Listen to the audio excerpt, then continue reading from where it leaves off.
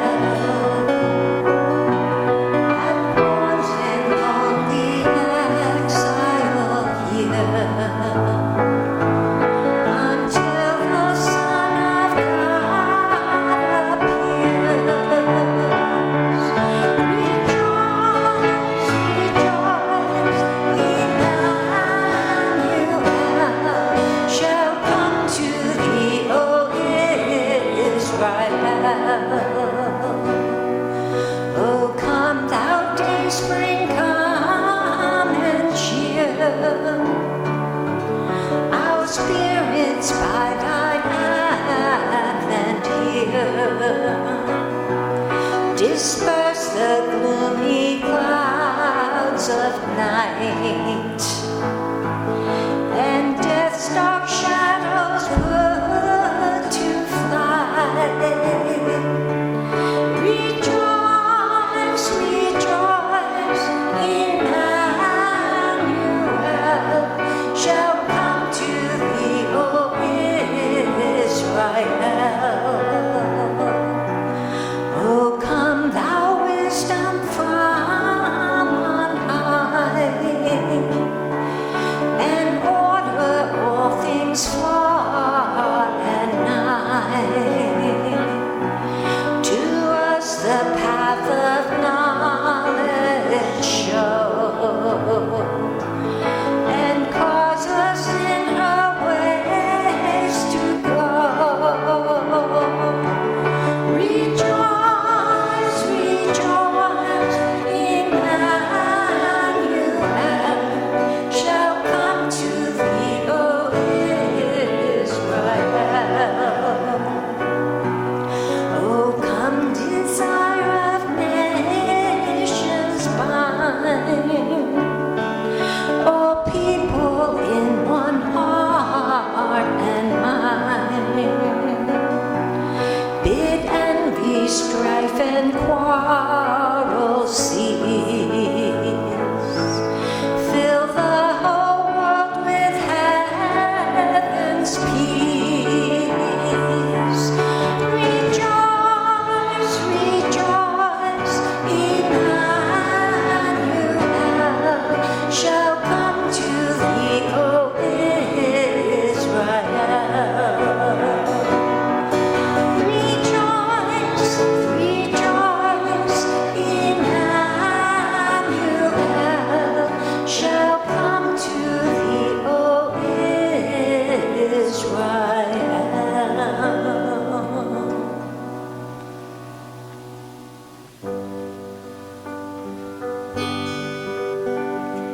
Oh, holy night, the stars are brightly shining. It is the night of the dear Savior's birth. Long lay the world in sin and error pining, till he appeared and the soul felt its worth. A thrill of hope, the weary world rejoices, for yonder praise a new and glorious morn. Fall on your knees. Oh, hear the angel voices. Oh, night divine.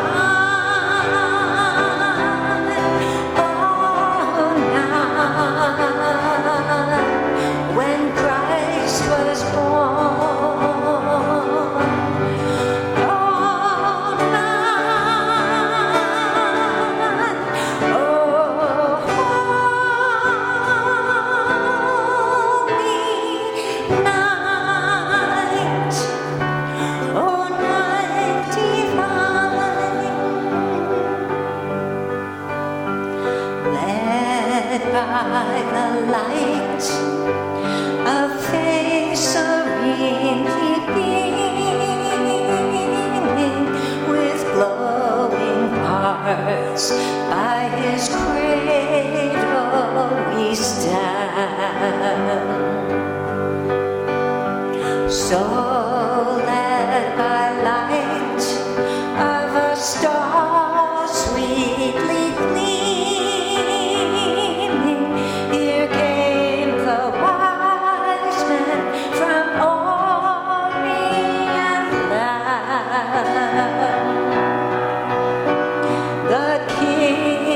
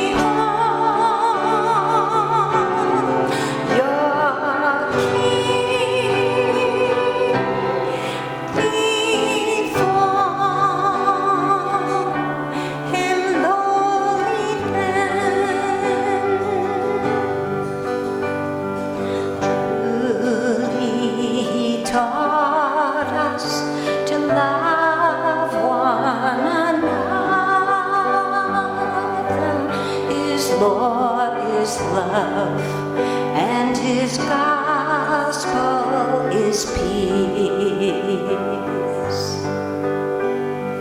Chains shall he break, for the slave is our brother, and in his name all oppression shall cease. Sweet hymns of joy in grateful chorus raise we, let all within us praise his holy name. Christ is the Lord. Oh, praise his name forever. His power and glory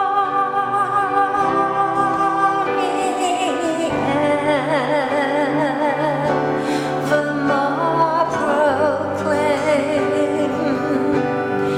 His power and glory evermore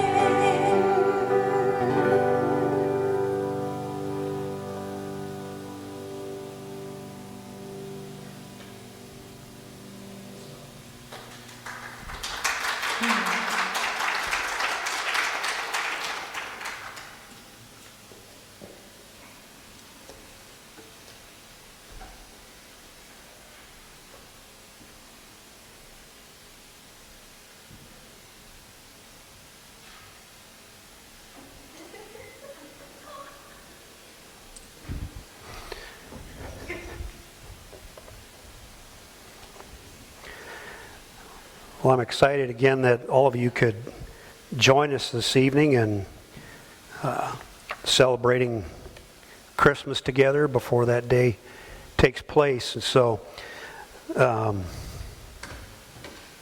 as I mentioned already, it's the night before Jesus came. Tomorrow we know what's happening. You see, Mary didn't know the day that Jesus would be born. She didn't know that the next day would be the birth of our Savior. And so as I thought about that, I had to ask myself, and I want to ask you the same question, is what will the Lord find you and I doing prior to his coming? See, we're celebrating the first Advent, but there's another Advent that's not far off. But we don't know the day nor the hour. So I'd ask the question, what will the Lord find us doing when he comes? Tomorrow we celebrate the birth of Christ, Christmas. What will the Lord find each of us doing then as well? Will we truly be celebrating him, or will we be celebrating one another? And it's okay to celebrate with gifts. We share gifts. It's a great thing to do. But the challenge is for us not to come to Christmas with the world's idea of sharing, but that we would come together because we're celebrating our Lord and Savior. And God brings us together for those purposes. So if you have the opportunity, I would challenge you, take the time tomorrow as you gather as a family and celebrate Jesus. Celebrate his birth, because there's a reason why he came. His purpose for coming was for you and I to be able to continue to celebrate him until he comes again. His glory, his holiness, his grace, his mercy, and his peace. All of that, as these Christmas songs just presented, is what Jesus gave when he came. Grace, mercy, and peace to a lost and dying world. So tomorrow will we truly celebrate our Lord and Savior, Jesus Christ. I love the fact that we have designated holidays in our country to where we can take time and come together and to celebrate celebrate the fact that we can gather, but we celebrate for a greater purpose. In just a few moments, we're going to share communion. Communion is an integral part of who we are as Christians. Along with baptism, it's one of the ordinances of the church. Something we should do on a regular basis. Paul was personally instructed by the Lord Jesus Christ himself, if you've never read that passage in 1 Corinthians. But God took Paul aside and instructed him on how to take the Lord's Supper. But it's a pattern for us and for his disciples at that time for what we will continue to do until he comes again. It's a pattern because it happened on the moment when Jesus was betrayed. Jesus said, "This is my body, the bread representing the cup is my blood." So when we gather to take communion, and we take communion to celebrate, it's not a time of mourning because we celebrate a risen Savior. The Savior that was born on Christmas Day is alive and well today. We celebrate Jesus. We come to a time of communion to worship our Lord and Savior Jesus Christ. As the birth of Christ was a most holy time, so is communion, and it should never be taken lightly. The Apostle Paul gives us further instructions regarding the proper manner in which we are to take communion. In 1 Corinthians chapter 6, verses 27 through 34, I will not read those to you. What Paul essentially says in this passage is when we come together to share in our fellowship over communion, to not do it in an unworthy manner. Because back then they were doing it in a way where they were just kind of having a party. And that's not what communion is about. Communion is about honoring Jesus for what he did and to continue to celebrate that until he comes again. Tomorrow we celebrate his first coming. Communion is going to celebrate the next time he comes. So as we prepare for that, I want each and every one of us, I hope that those of you that are a part of this body, you've had 2 weeks to prepare, that you have taken the time to know that communion is something serious, something that God takes seriously, and we should as well. Paul would instruct that for any of us, if there's anything in our life that's not right with him, not right with one another, to make it right before we partake of communion. And we should do that regardless of whether we're taking communion or not, to always be right with each other.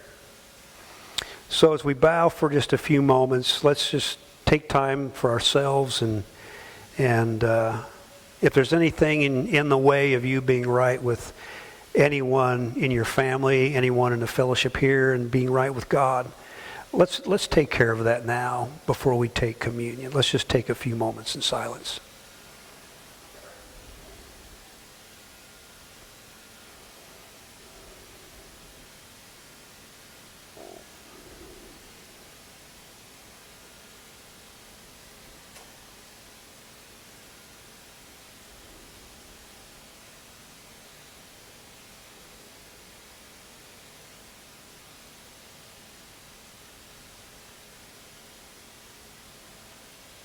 Father, we come to you this evening.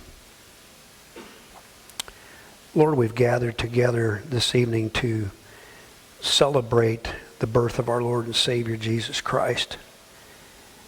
And that birth was the catalyst for what we're celebrating right now, Lord, with communion. The Savior born in the manger is the one who died on the cross and paid the price for our sins. And we are so grateful for that gift of the Savior.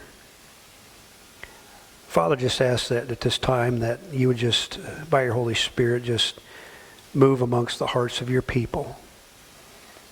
And that, Lord, that if there's anything that's in the way in any of our lives, that, Lord, we would be right with you and that we would honor you, we would truly worship you as we partake of this moment where we share the bread and the cup. We praise you for who you are. We thank you, Lord. We long for that day when you come again. Lord, there's another Advent, and we are excited for that time. when you will come and you will make all things right. What a blessed time to where we can come and gather without hindrance to share in this precious moments in celebrating our Lord and Savior, Jesus Christ. And it's in his name, amen. If we could have our board members come forward at this time. Roger and Scott and Gil and Charles.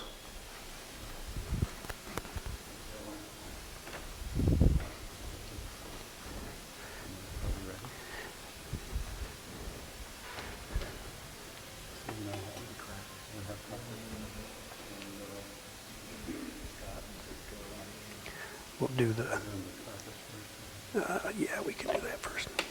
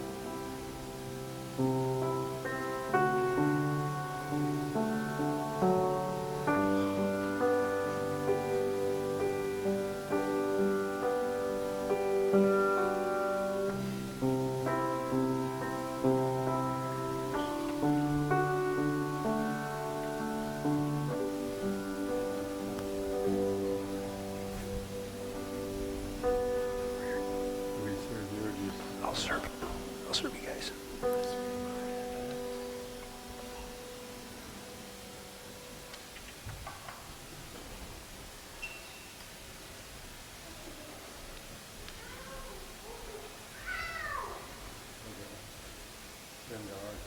Okay, yep.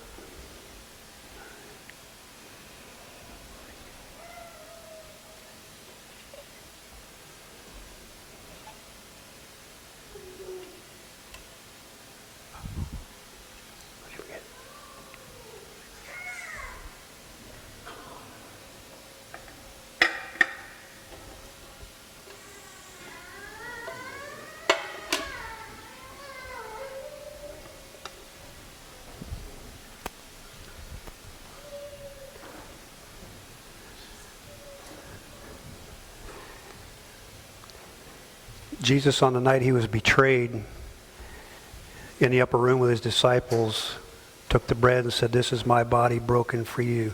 Do this in remembrance of me."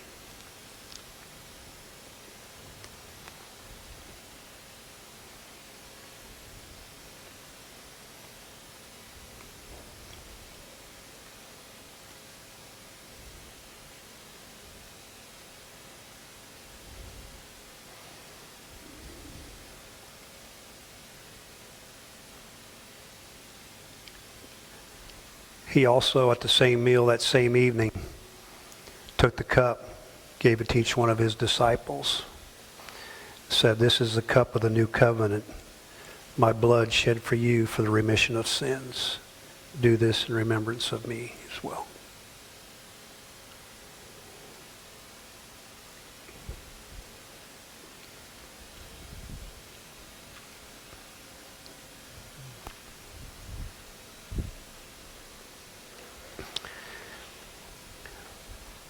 But before we go out and do our candlelight portion of the service, I want to share something with you that's meant a lot to me over the years, and